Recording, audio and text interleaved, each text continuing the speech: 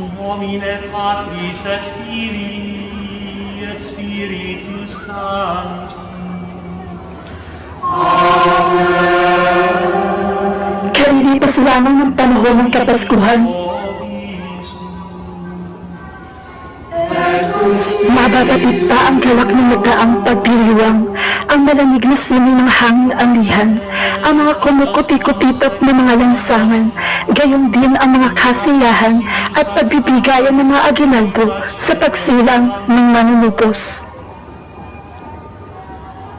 Miserere nostri Domine, quia peccavibus tibi, ostende nobis Domine misericordiam Tuam, et salutare tuum nobis. Misereatur nostriam nidotens Ang kapuluan ay nabalot ng kagalakan, anumang hirap ng buhay. Sa samot-sarang perna ng mga pagdiriwang, ang pagsilang ng tagapagligtas ang talagang paksa na kukubliman sa magagarbong kasiyahan. in nomine Patris et Filii et Spiritus Sancti.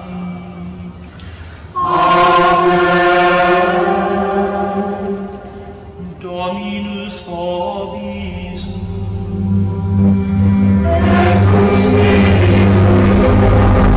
Makalipas lamang ang sasandaling panahon sa pagdating ni maalinsangang mga araw at buwan, ang mayong nababalutan ng galak ay unti-unting napapalupan at nag-iibang bihis.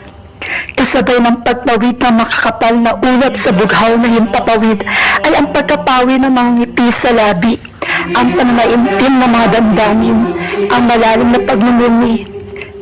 Ostende nobis Domine misericordiam. Hindi nang pumapaghoy ang panuhoy, inilalambas tayo sa pagtitik at paggunita sa pinakatanyag at banal na linggo sa tamang kasaysayan. Misereatur nostriam nidotens Ang mga mahal na araw, ang Kwaresma ng mga Pilipino. perducat nos ad vitam aeterna.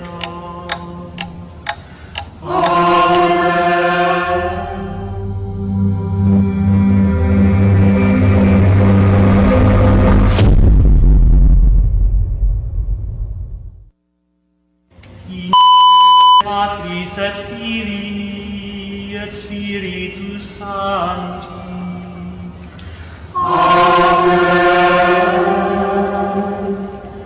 Dominus vobis.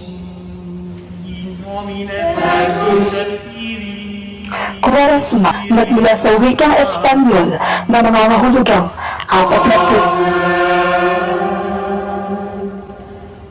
Sa geometriya ng Hebreo, ang proseso ng pagbibigay kahulugan sa mga banal na kasulatan sa pamamagitan ng pagkwenta. Ang numerong 40, 40 sa wikang Espanyol, 400 sa Latin, ay itinuturing na banal. Simus ad sacra mysteria celebranda.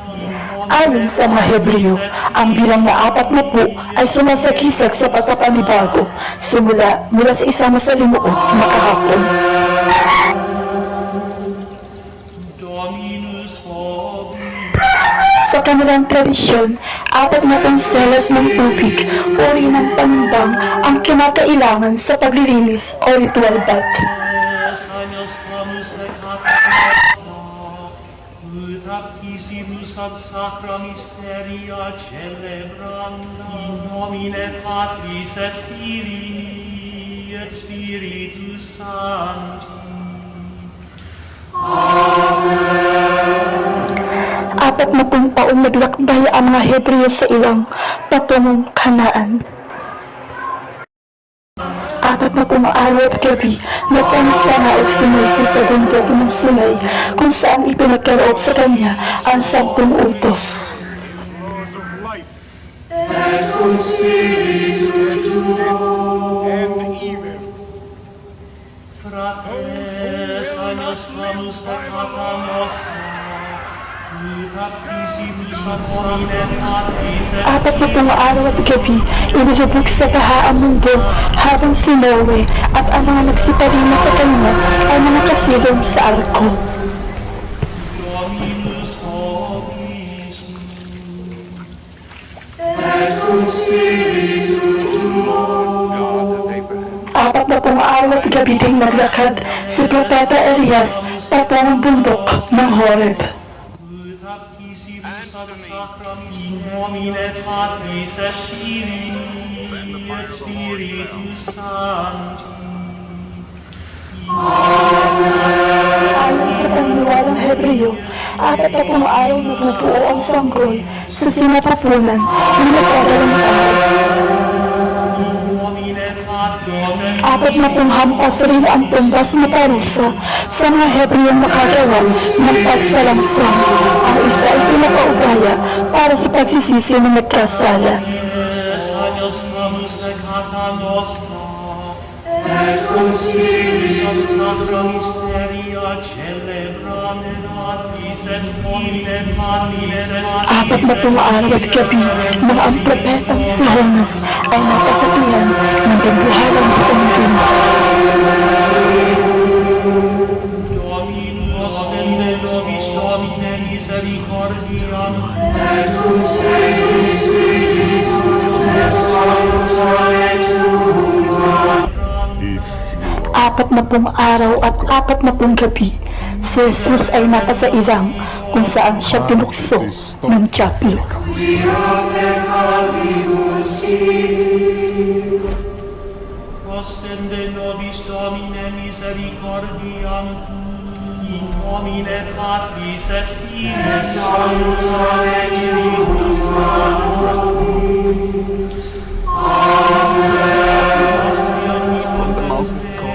Dominus et divisis peccatis nostris, et cum spiritu God loves you. Throw yourself down.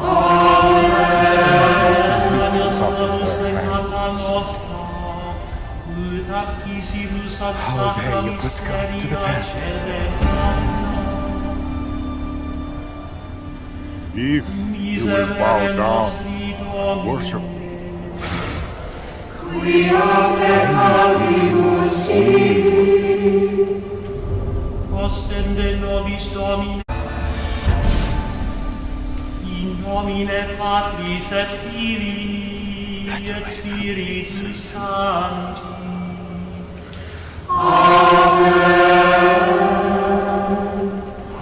Dominus vobis. My God. Et cum spiritu tuo. Es agnus hamus peccata They had nostra. often come to this spot to beg and pray. At apat na pong araw ang pinaniniwalaan ng lumipas mula nang muling mabuhay si Jesucristo at ang kanyang maluwalhating pag-akyat sa langit. That led his disciples until they were Et over against divisis Bethany. peccatis This looked to be the nostris, scene of his last perducat departure nos from ad vitam et nomine Patris et Filii spoken et Spiritus Sancti. In creating Nomine Patris et Filii et Spiritus Sancti. Tandaan mo tao na ikay sa alabok mula at sa alabok ka rin babalik. Dominus Ang simula ng Kwaresma. Patris et Filii et Spiritus Sancti. Tradisyong nanata mula sa mga kasilang nagkatibang pananampalataya.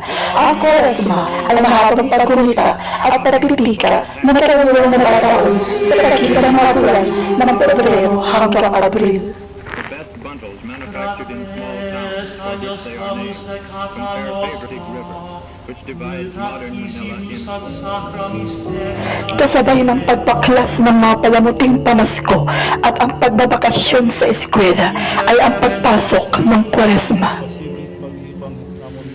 Quia peccavibus tibi. Kaupod ko it ako ng Ostende nobis Domine misericordiam tua. Et Ang maalinsangang hangin ang nagbibigay dagit sa pagsisimula ng 40 araw ng paggunita sa pagpapakasakit, pagkamatay at muling pagkabuhay ng tagapagligtas, si Hesu Kristo. Kasabay ng paglipak-lipak ng lupa at pagkakaingin, pag-iksi ng mga gabi at paghaba ng umaga ay ang pagpapahid ng abo sa mga noo, ang Miyerkules ng abo. Dominus vobiscum. et cum spiritu tuo. Fratres, agnus salus peccata nostra, ut actissibus ad sacra mysteria celebranda. Nakabibinging katahimikan, mabusina ng sasakyan ay hindi makababasag ng pananaimtim ng mga tao, higit lalo sa mga lalawigan. Ostende nobis Domine misericordiam tuam. Et salutare tuum a nobis. Waring ito'y makapal na banakal ng kasalanan na nakukuskus lamang maigi sa pagdating ng Kwaresma. Educat nos ad vitam aeterna.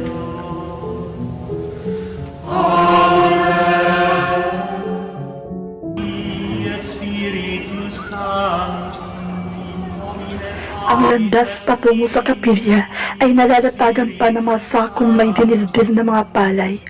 Ang masayang tugtugin at himno ay nagiging malungkot na melodiya, pumupukaw sa damdamin ng taong madalangin.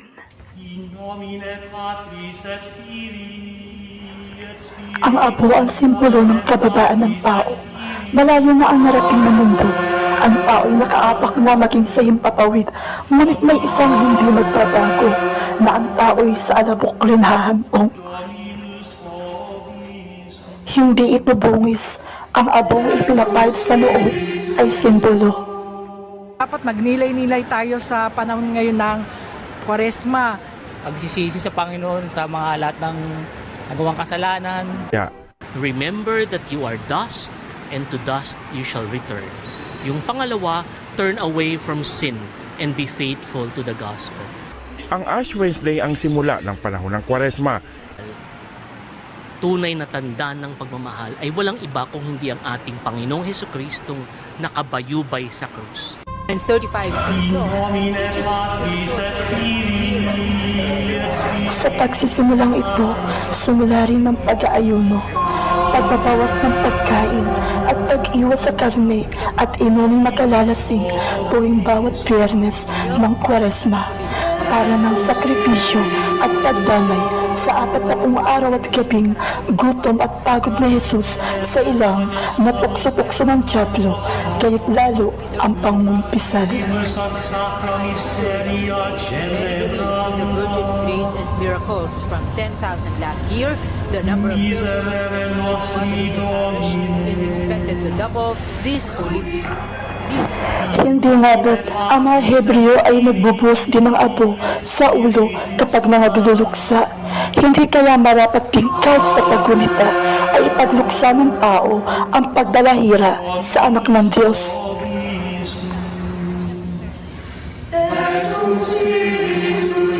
Ang markang abo sa noo ay agad ding huhulas, subalit ang panata ng mga tao ay mag-uumpisa pa lamang.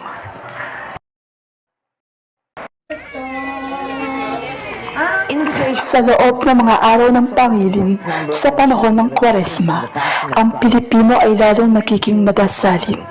Pagkamadasalin na ipinamamalas pa maging sa mga kaugalian at tradisyon. Sino ka mat aling tao, bingi ng aral na ito, pagpamanang ipangis mo, itong hirap na totoo ng poong Hesu Kristo. Awit at salaysay ng pasyong mahal na Mariano Pilapil. The verses being chanted come from the Passion as written by the Pope. Likas na maibigin sa musika, ang paggunita ng Pilipino sa pasyon ni Jesus ay isinalater at isinatono sa ilang pahinang salaysay ng pagpapakasakit, pagkamatay at muling pagkabuhay ni Kristo, ang pabasa o pasyon. Published his best-known work, Pasyong Mahal ng Makaraang magpapahid ng apo, ang mga pamayanan ay nagiging abala sa pangangalap ng mga kawayang poste at karaniway dahon ng buko na gagamitin sa pagtatayo ng mga kubol para sa pabasa.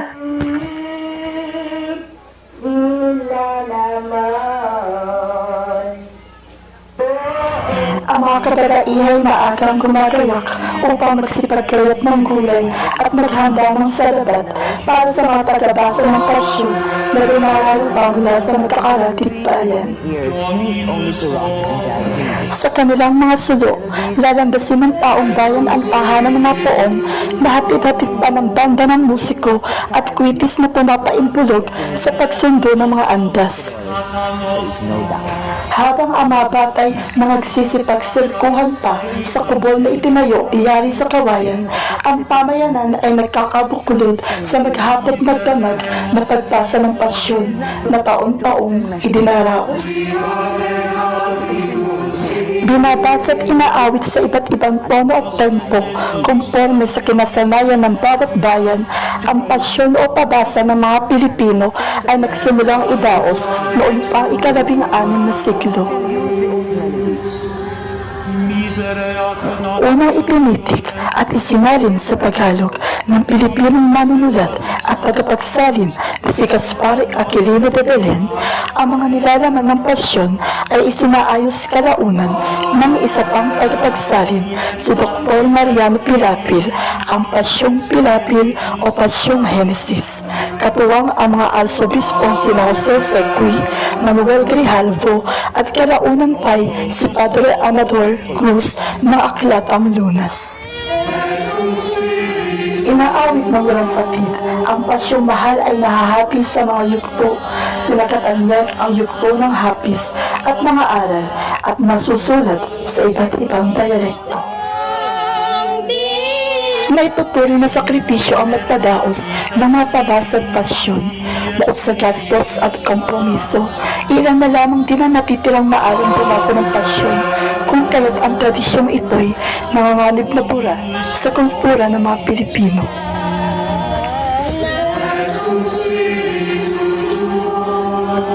Hindi nga makukumpleto ang Kwaresma ng mga Pilipino kung walang mga boses na umaalingaw sa mikropono tuwing pabasa na sumasabay pa sa tila mahihiwagang mga gabi ng Kwaresma. Miserere nostri, in nomine Patris et Filii et Spiritus Sancti Domini. Quia peccavibus tibi, In Patris et Filii et Spiritus Sancti. In nomine Patris et Filii et Spiritus Sancti. In nomine Patris et Filii et Spiritus Dominus vobisum.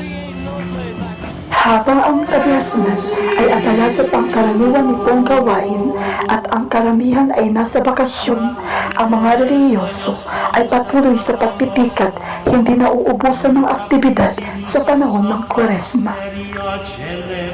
Sa ganitong mga panahon, grupo-grupo ng mga tao ang nagtutungo sa mga retreat houses upang magnilay.